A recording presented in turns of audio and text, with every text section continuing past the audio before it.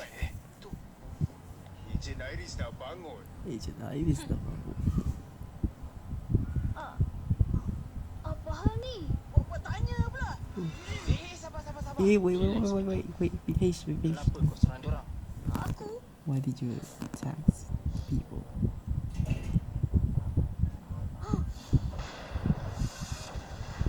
Oh, you attack Kai. Agent Kai. Override mode. Alright, more. Mon, sorry. Aku tak sengaja. Tak sengaja konon. Sengaja kau tu. Pandai dia berlakon. Dia ni penyitik musuh agaknya. Mana ada? Aku tak habis tu.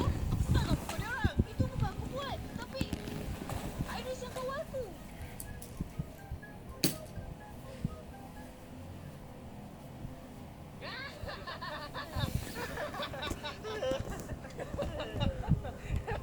Tak nak mengaku salahkan gadget pula.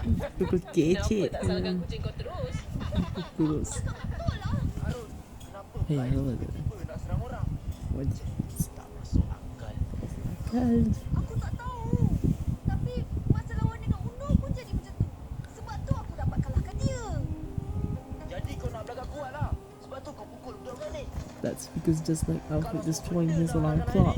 Baik tak payah jadi ejen. Macam aku nak jadi Baik kau apa? pula. Datang sini buat masalah je. Don't buy alarm clock for Alfred want to wake up. When he destroy the green alarm clock.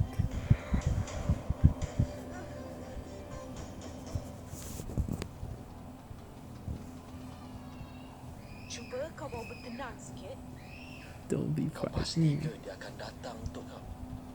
Apa maksud